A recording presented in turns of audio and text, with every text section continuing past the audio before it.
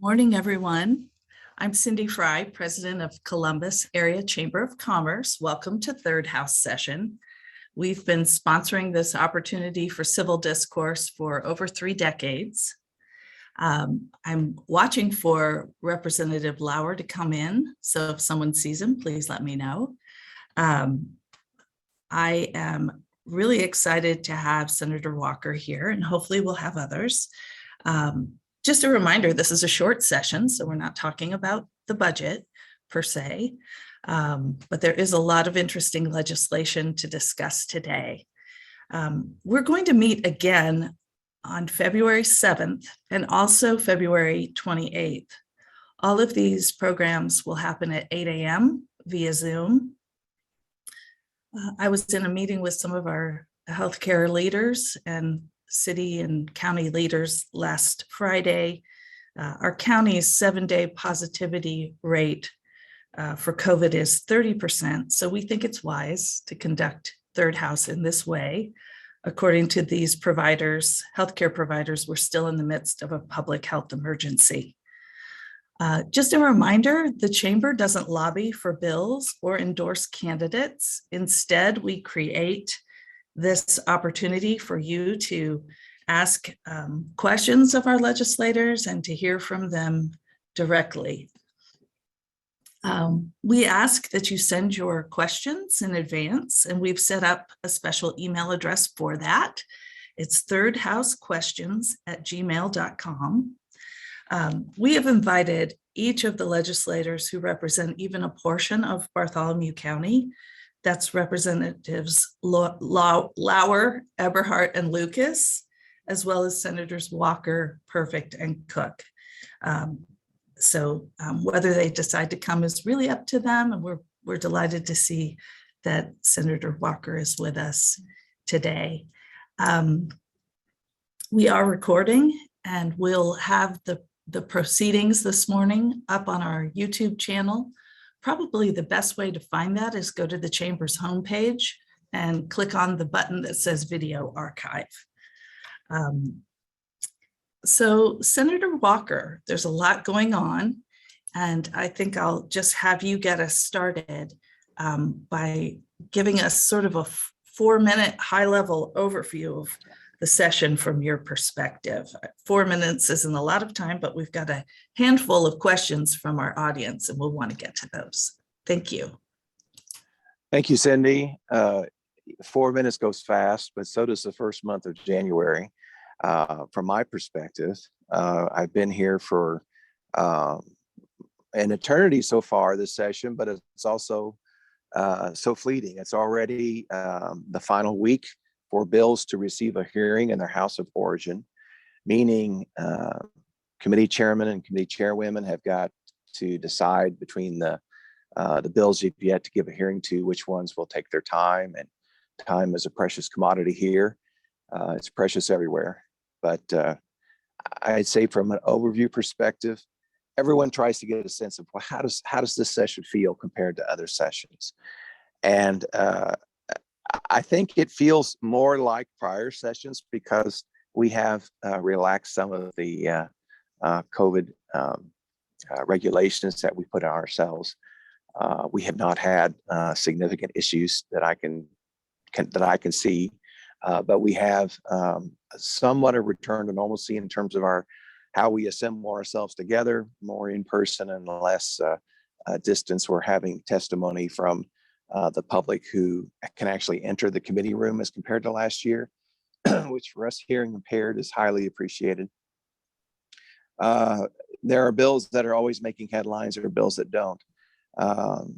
We are still largely in that window of opportunity for those bills that don't make headlines.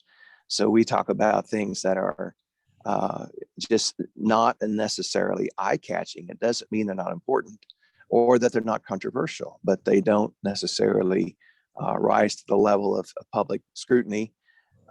We have been hearing, of course, a lot about some of those bills that have started now in both chambers. We've seen concepts that already have been put on pause due to the controversy that they raised. I think I think one thing for everyone on the line on this call to remember is the fact that we discuss something doesn't mean it has to. There has to be a decision. I think this does need to be the venue where conversations happen that are difficult conversations. It doesn't mean I support every topic that's being talked about, or that I look for every topic to come to an action in terms of a bill.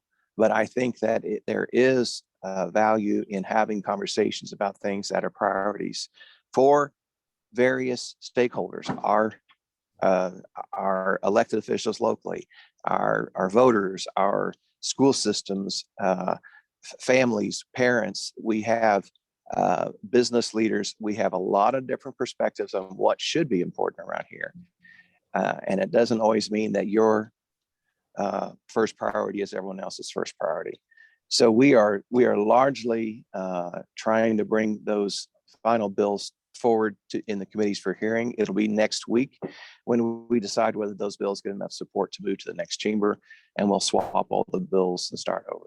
That is as high level as I can go.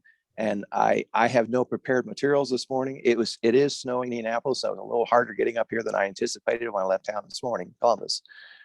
So I didn't really sit down and go over too many notes, but I look forward to your questions. Thank you, Senator Walker. And Representative Lauer, Lucas, and others, if you are one of the phone numbers, could you unmute yourself and let us know you're here? Otherwise, we'll proceed with Senator Walker. All right, first question, and this comes from Tom Dell. He wants to talk about HB 1001. And I know this has been sent to the Senate, I believe. His question is, he'd like legislators to comment on why they want to tell businesses why all their employees should not be vaccinated and wear masks, especially coming from a party that used to want smaller government and less regulations on private businesses. Senator Walker, I know even though the chamber doesn't lobby for legislation, Kevin Brinegar was quoted in the Star, and he's the president of the Indiana State Chamber. He says, this is not the time to make it more difficult for employers to determine their vaccination policy. Can you speak about this issue and how you see it? I will. I did notice Representative Lauer's name go across my screen, so I think he has joined us. All right. So we'll get his perspective. Good morning. All right, we'll let Ryan address that. You want him to go first? Sure. It's a house bill. Yeah, thank you, Senator.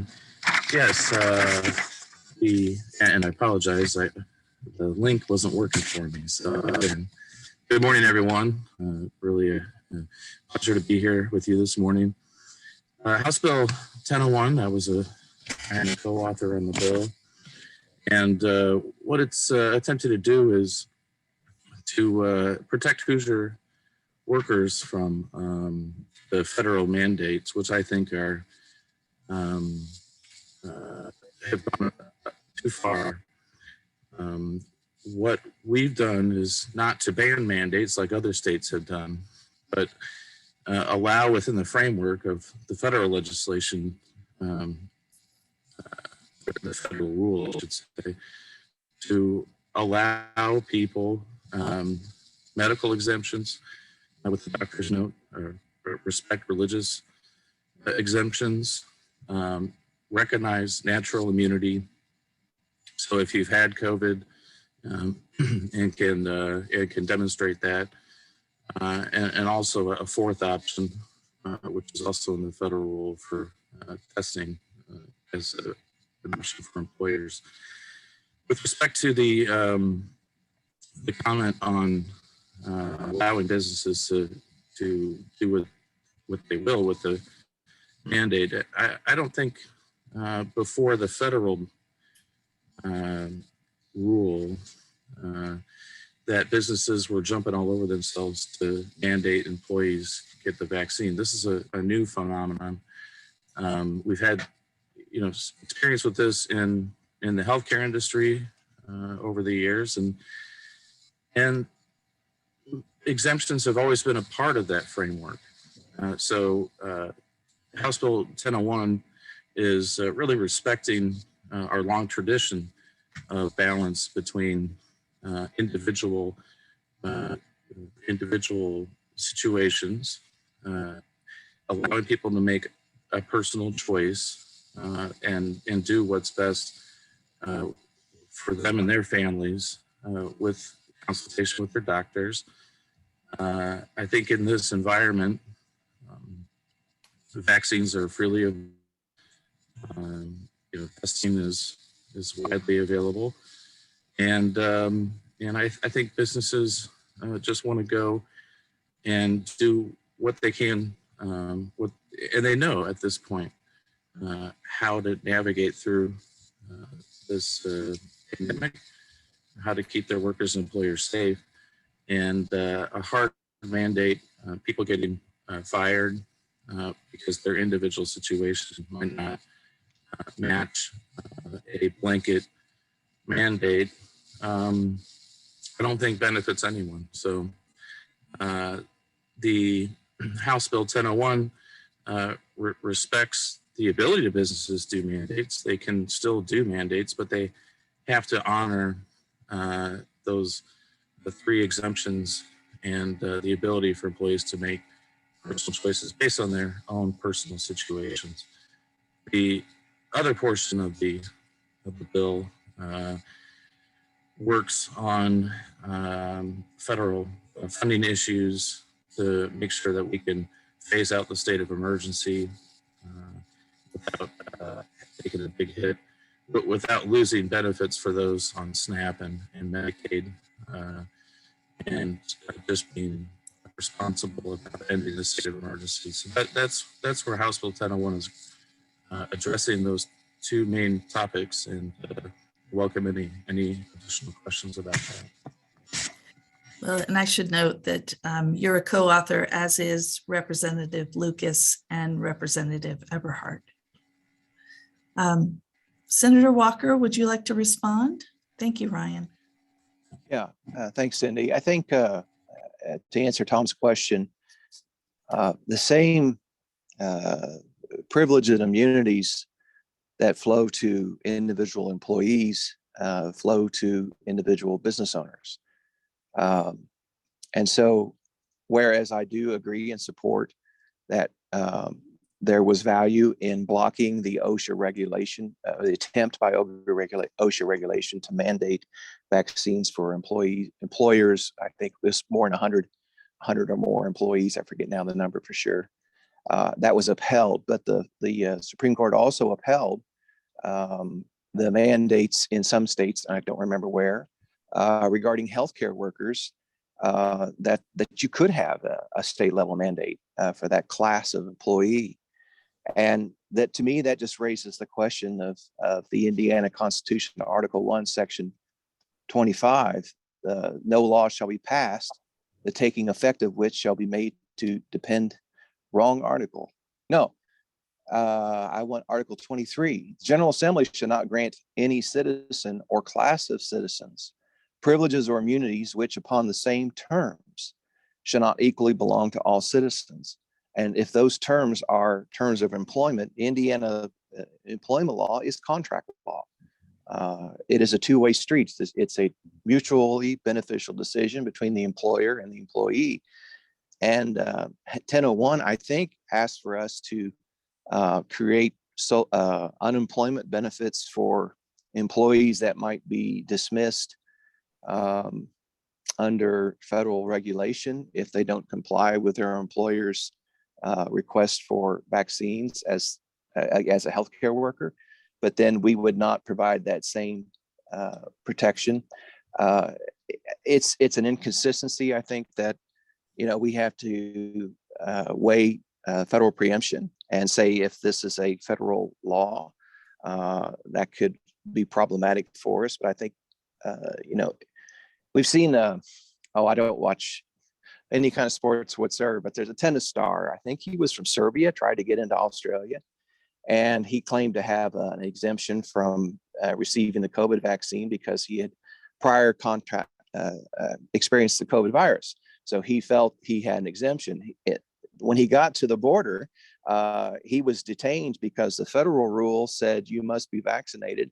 And he was relying on the state of Victoria there in Australia, where the tournament was actually being held. And upon that language, he felt that he was operating under the law.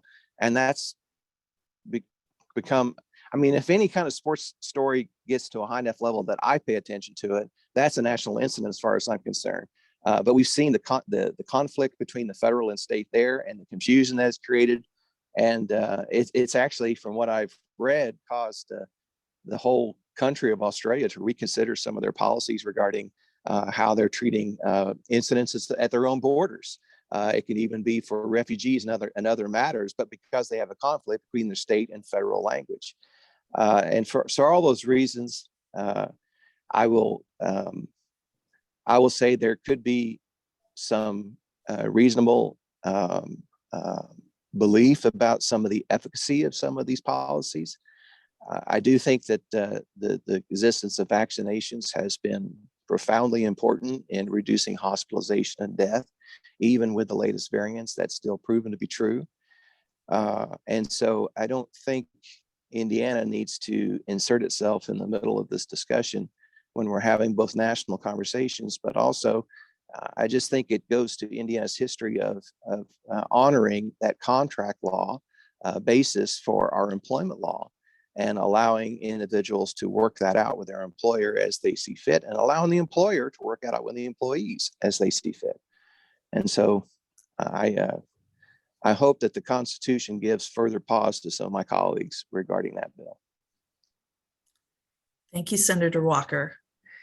I will turn our attention now to House Bill 1077, a question from Marianne Hines. This is a bill that repeals the law requiring a need to obtain a license to carry a handgun. Representative Lauer and Representative Lucas are co-authors on the bill. And the question is, did you vote to eliminate gun permits? Do you agree with Dennis Quickenbush, Hamilton County Sheriff, who said, this is a God-given natural right, not one given by the government? Will you address your support for this bill, Representative Lauer? Yes, thank you for the question. This is, in my opinion, a fundamental right, Second Amendment right for lawful citizens, and we call this lawful carry. Last session, we removed all fees associated with the concealed carry permit. And this session in Bill 1077, we've put in a framework where if you are a lawful, if you're a citizen, a Hoosier that is permitted to own a firearm, that the presumption is that you should be able to under our Constitution. And we have not removed the licenses. In fact, the licenses stay in place for those that want to get it. It's still there.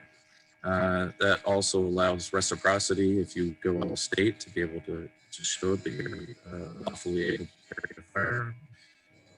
But in this case, there's a framework which allows a law-abiding citizen to be able to carry a firearm and not be in jeopardy of losing their rights just because they don't have a permit. Now that doesn't end any of the firearm background checks when you purchase a firearm. You still have the full amount of scrutiny and background checks that go along with purchasing a firearm.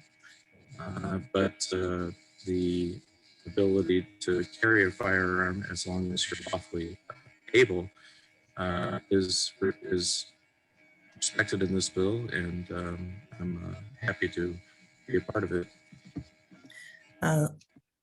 Representative Lauer, just a follow-up question. How can you ensure these guns will not end up in the hands of the wrong people? Well, that's going on today.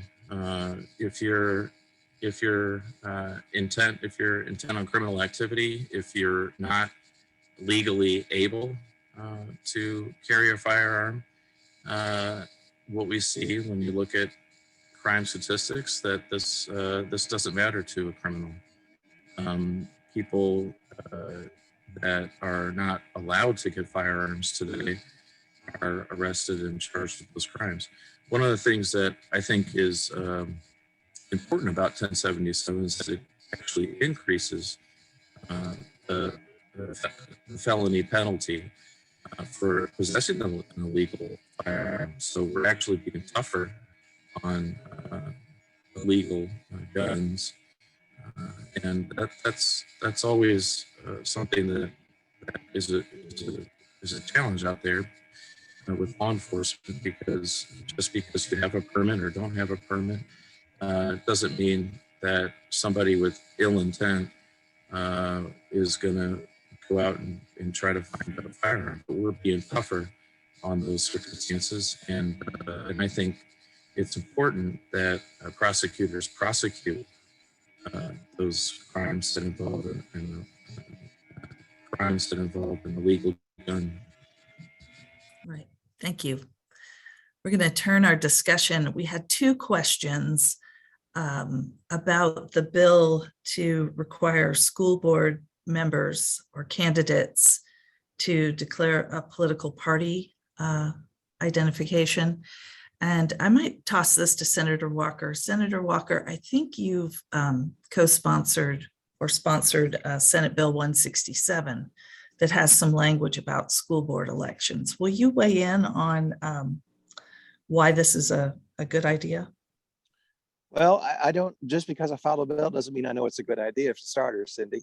But the language that I filed was at the request of the Indiana School Board Association. So I did work directly with them, considering a middle ground approach that if the General Assembly showed a lot of interest in this topic, we might give consideration to my language. So I'll say, first of all, I tried to do some research on the question of partisanship and school boards as to whether they're identified by party nomenclature or not.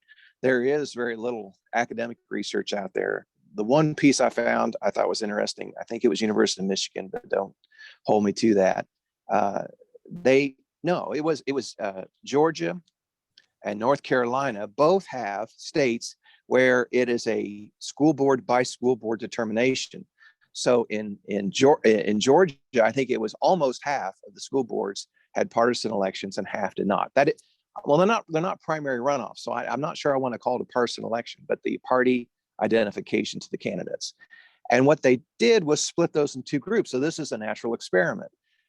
It's hard to verify because we only had that one state in North Carolina to bounce off each other. But essentially they said, when we asked a question that we thought was maybe more of a partisan question, we found just as much partisan answers in those boards without the party identification as we did in the boards without the party identification.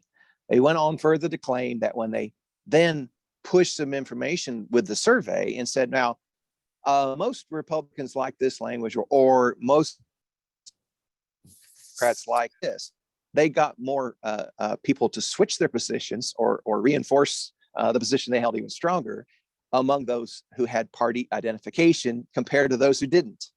Their conclusion in the study was it probably doesn't make a lot of difference. So having said all that, I don't know that I see value here for public education have partisan. But I'll also mention this. When I fill out a ballot application, I get to list as a candidate whatever nickname I choose to use on the ballot. I'm going to call Greg Republican Walker. Although that's not my legal name, I can list my name as Greg Republican Walker on the ballot, and that's perfectly legal today. Just point that out. I don't know that anyone's ever done that, but I could be Greg Democrat Walker and put that on the ballot if I chose to. But my language says leave it up to local school systems, let local boards offer it as a proposal.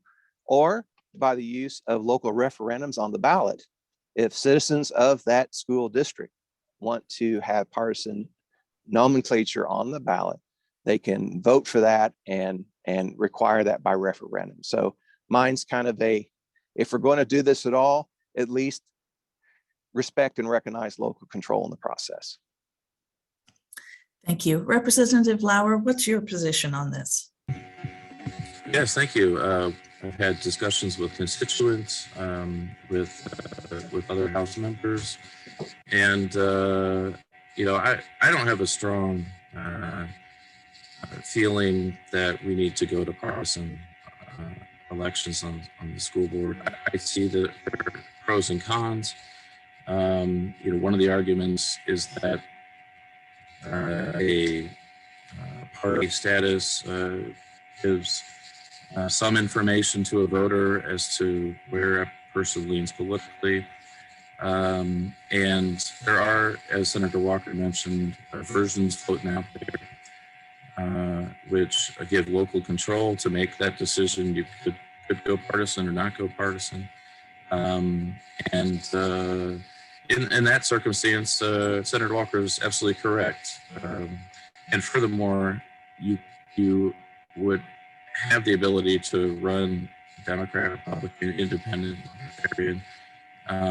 So the question is there a public benefit to bringing the requirement to state a party status in school board elections?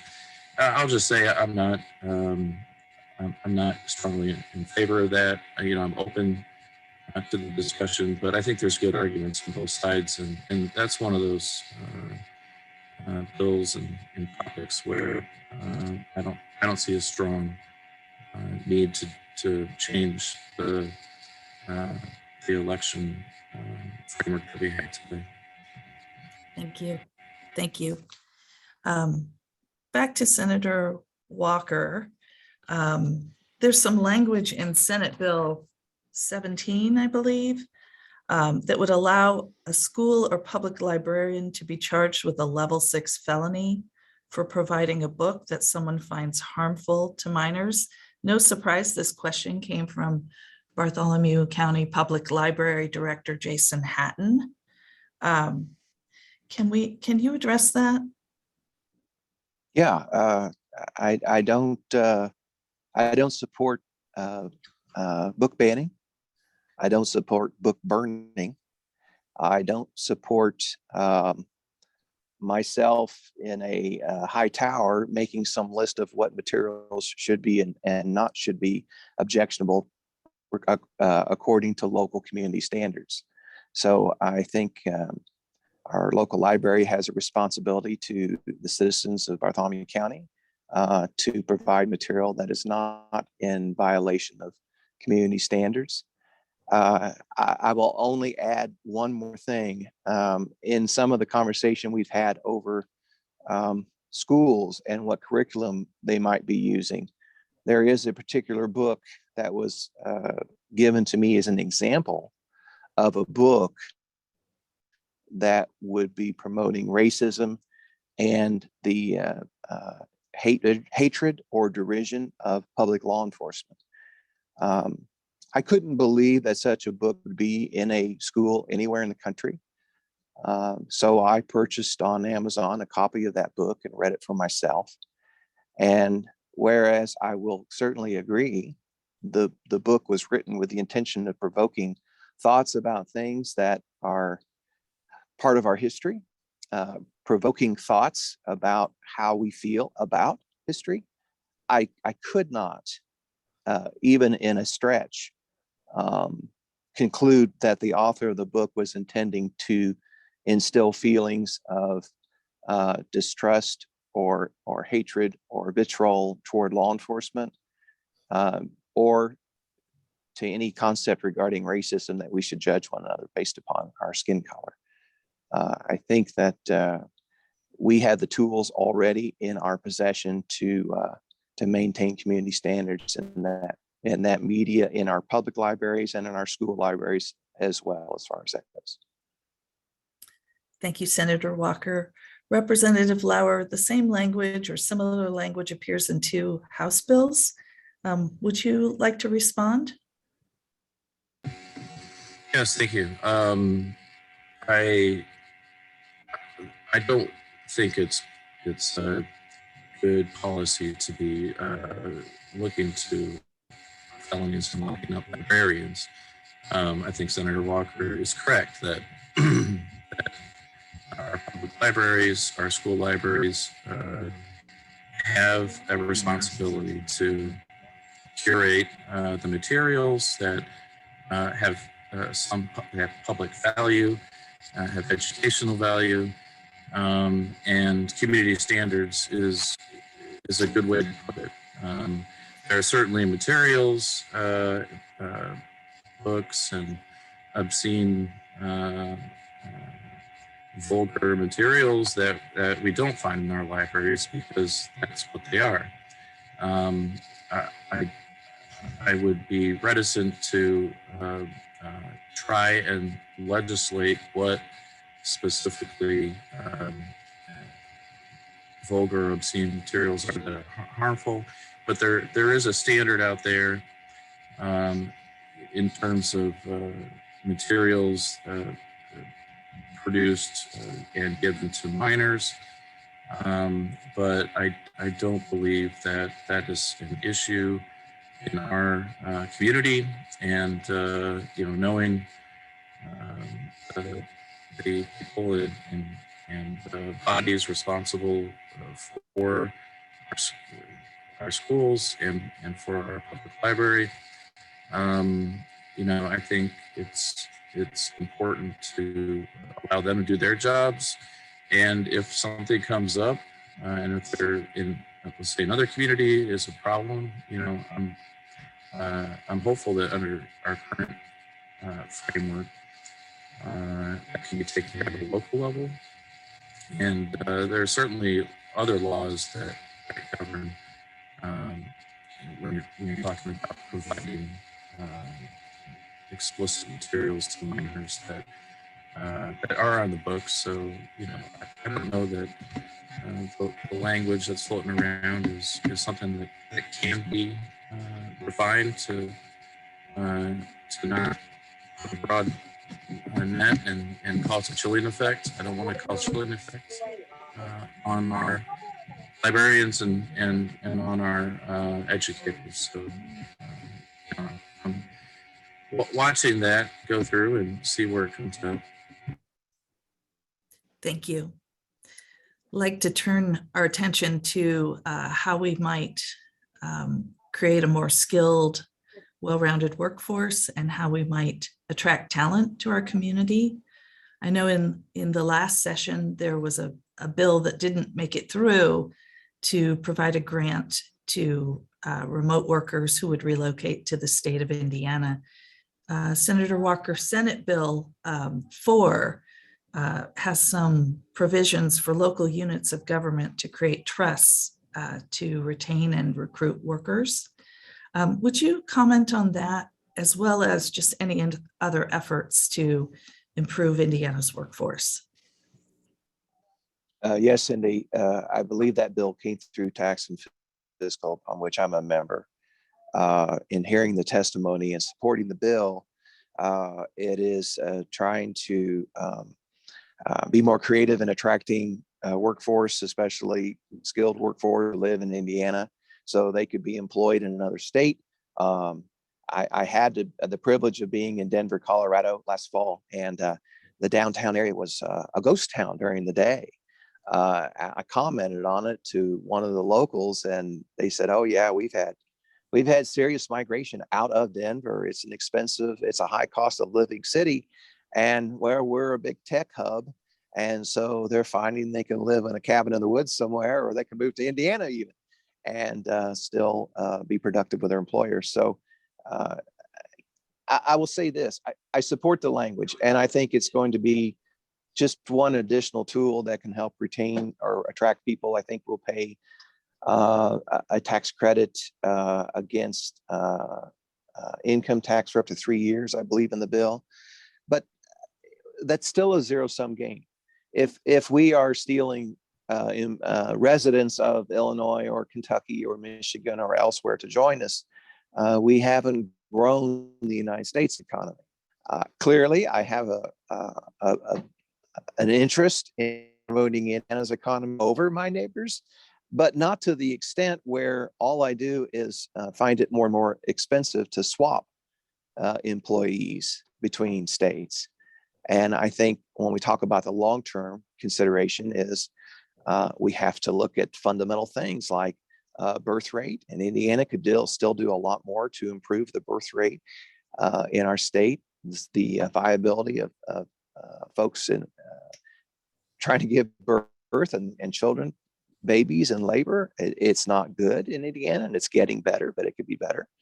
We need to consider policies on a national level that could change the population of our country in ways that are consistent with our ideals, and this being a land of opportunity for people that are ready and willing to contribute to the American society.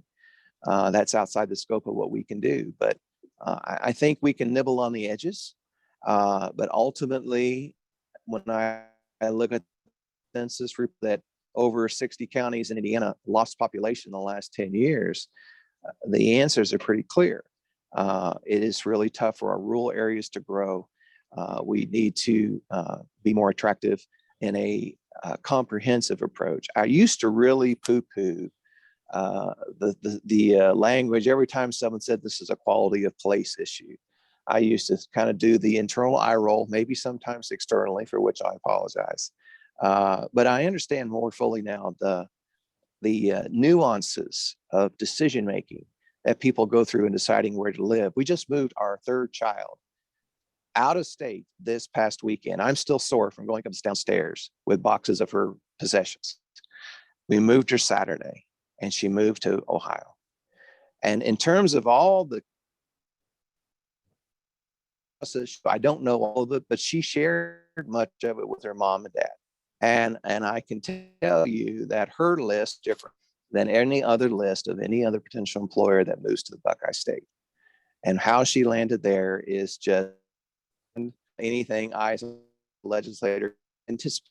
Having said that, I support these programs, but I fear that they will only have a minimal impact, and that there are much broader, probably national level questions, but much broader, even state level questions on how it is to support the families that live here today, support having childbirth as part of our culture that's celebrated, and even in the workplace, supported for young working women who have families and children, so they can be successful in the workplace and at home with their families. So there's a lot more that can be done.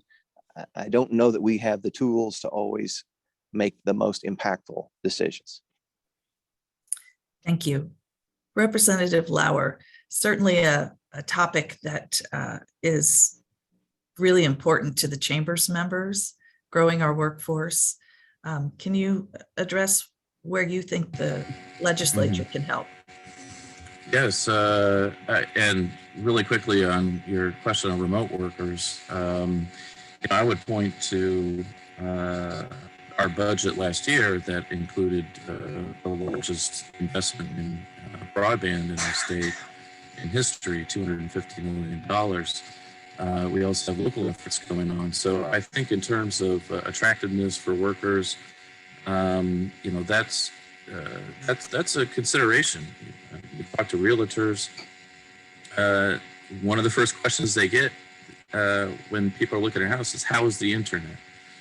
So I think Indiana and Bartholomew County should be leading on accessibility for broadband and for people to be connected with, and that brings a lot of benefit in itself. In terms of the business environment, Indiana's been doing very well with regard to the rest of the country. But our revenues are up considerably. Jobs and opportunities are up considerably. The last numbers I saw for Bartholomew County was 1.6% unemployment, which is the best in over 30 years. that's something to be celebrated. And I think it's a testament to the business-friendly environment that we have in our community and throughout the state. I'll point to probably the most impactful, and when I look at these things, the ability to provide a broad impact for all businesses, for all individuals, is the most beneficial for growing our economy. House Bill 1002 is the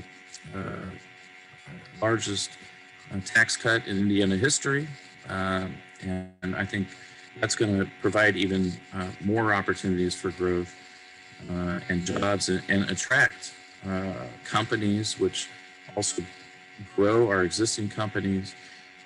Some of the aspects of that bill include a income tax cut for all Hoosiers. It also includes, if you're not aware, every taxpayer is going to receive a tax refund, and we're expanding that pool of another million Hoosiers to be able to receive that tax refund. And then very importantly for businesses and small businesses is the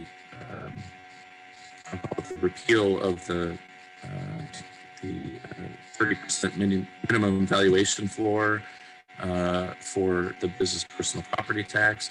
This is equipment that businesses buy, manufacturing, or farmers with their farm equipment that you pay taxes on, which is important to recognize, but they never stop paying taxes on them. They appreciate, they go down in their tax receipts, but they never go to zero. So you can have a piece of equipment that you've had for 50 years on your farm, and you're still paying taxes. There's a big regulatory and administrative burden on that.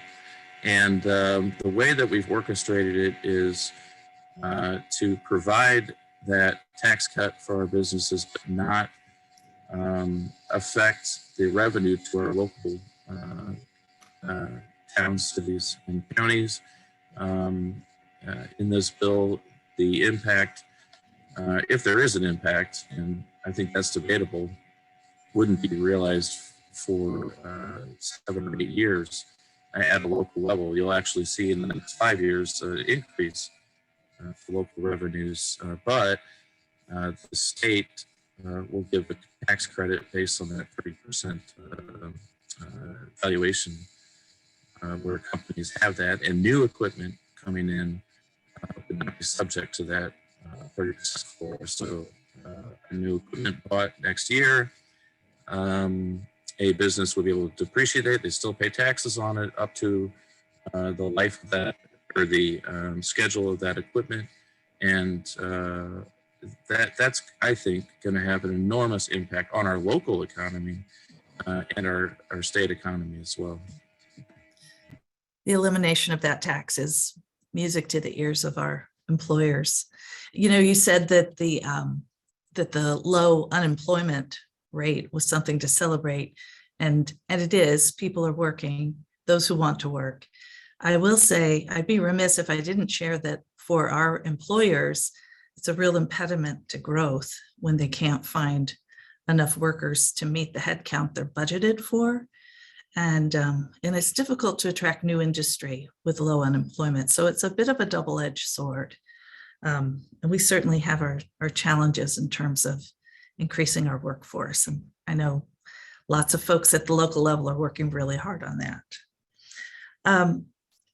Representative Lauer, you did not have the chance to do a 4-minute intro at the beginning to talk about some of the other things that you're following, that you're leading in this session. Would you like to take the opportunity to do that now?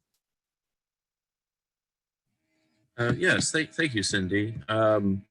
You know, the session here is a short session. We do a budget every 2 years, and last year was a budget which was called the long session. The fact that we're opening up the budget, if you will, to provide the largest tax cut in Indiana history makes this feel like a long session in a very short amount of time. So there's been a lot of activity up here, and not necessarily more bills moving, but a lot of debate and a lot of hours up here. I think I would like to just focus on some of the major initiatives going on in the House. We've already talked about House Bill 1001, which protects Hoosier workers, ends the state of emergency. I just mentioned the largest tax cut in history. The income tax cut for all Hoosiers, I think, will be a benefit for everyone, including additionally the tax refund for all Hoosier taxpayers. We're also in Bill 1003 recognizing and focusing on a challenge we have statewide, and it's a national challenge too, but certainly the healthcare worker shortage. That's something that affects all of our communities, and before the pandemic, we were needing to ramp up the number of nurses and doctors, especially in our rural communities.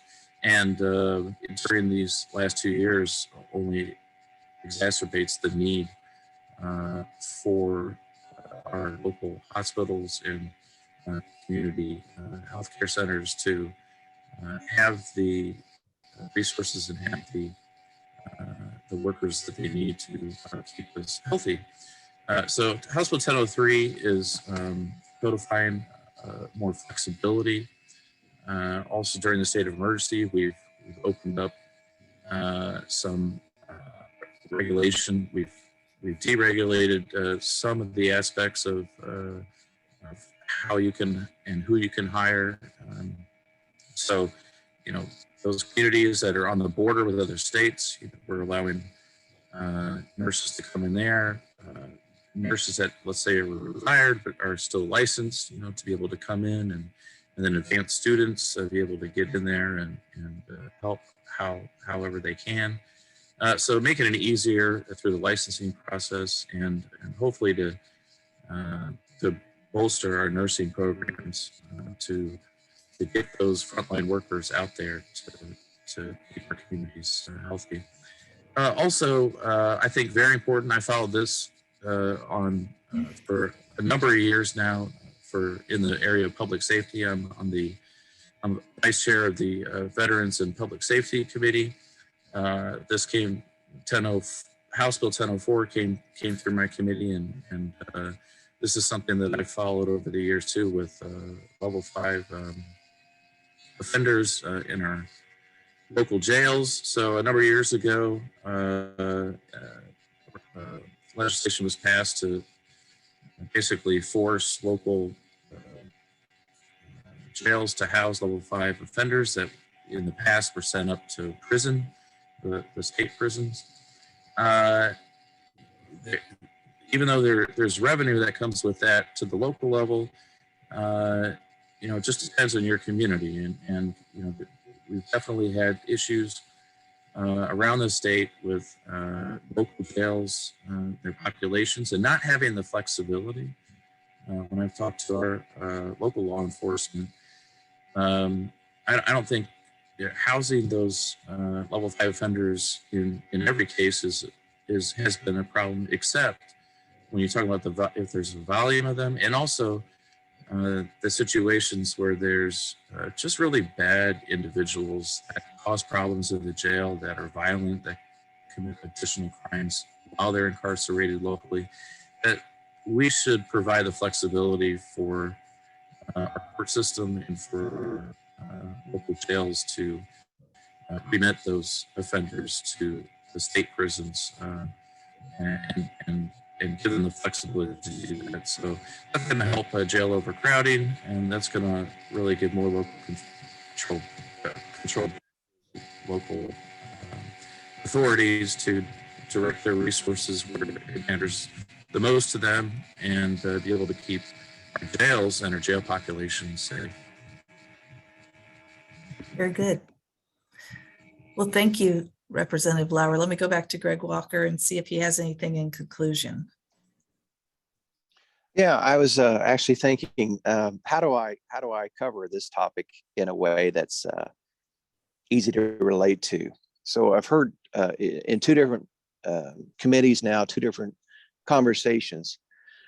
One was Department of Child Services came to us and said, look, we have residential care. We have vendors that provide services to children in residential care where they're profoundly emotionally, socially challenged children. They're a danger to themselves or to others. And the budget is based on actual cost to calculate what it needs to provide for those children. Based on for this current pay cycle for these employees, 2020 costs. Well, that cost of labor in that segment of the market has probably gone up close to 30% in 2 years. Again, you may want to point to federal spending. You may want to point to monetary policy, things outside of the control of Indiana, but it's just indicative of our inability to keep up with the changes. They're competing now with the entry-level price at a fast food restaurant where there's not the pressure to take care of a child who will cut themselves if you turn your back. And that takes a toll on that workforce. There's high turnover. That was one issue. The second one I thought of was I've been approached by constituents who say, look, I'm senior living and own my own home. And all of a sudden my house appraises for higher than the $200,000 exemption for seniors on their property taxes. That was just adjusted in 2019 to be effective on the 2020 calculation, payable 2021. And it's just now 2022. And we raised that floor based on my calculation by just over 11% in 2019, thinking, oh, with our great long-term vision, that'll be fine. That'll put people in a good place for years to come. And here we are. We just changed it, and it's not meeting the expectations of those who qualified the last time they got their property tax statement, but they don't qualify now because of the value of the home. And they didn't add on a porch or a new garage. It's just the appraisal values are increasing at such a high rate. So that reflects on the pressures that we have all around in our economy and governance, the ripple effects of 2 years of dealing with a national, international pandemic. All these things are just coming at us at the same time. Of course, some less concerning than others, but with all the things that we're looking for in terms of how do we make Indiana better, we're also trying to figure out how do we keep Indiana afloat with some of these. I mean, they're very important issues and very important concerns that people have, and we're struggling to keep up with the way that the world is changing as fast as it changes. So I'm going to beg for a little deference on the part of the listeners today, but also just appreciate that you've had these same decisions to make in your businesses, in your schools, in your homes, in your families. And from a state perspective, it's no different. So a little grace and mercy all around. And I have tried the best I can to be graceful and merciful to those who aren't living up to my expectations, knowing they're under the same pressures or possibly much worse. We got to get along, folks. In closing. Yes, we got to get along. On that note, I'll just thank you, Senator Walker and Representative Lauer, for giving us this hour during your busy week. We appreciate your participation. Thanks to all of you who attended today. Remember, we'll be back here on February 7th and again on February 28th. And if you missed the first few minutes, a couple folks had problems with the Zoom link. I'm very sorry about that. We have recorded it and it'll be up on our YouTube page in our video archive on our homepage at columbusareachamber.com. You can find that. So thank you all, and we'll see you again on the 7th. Have a great week. Thank you so much. Thank you, Bye-bye. everyone. Thank you, Bye-bye. Cindy. Bye all. Take care. Bye.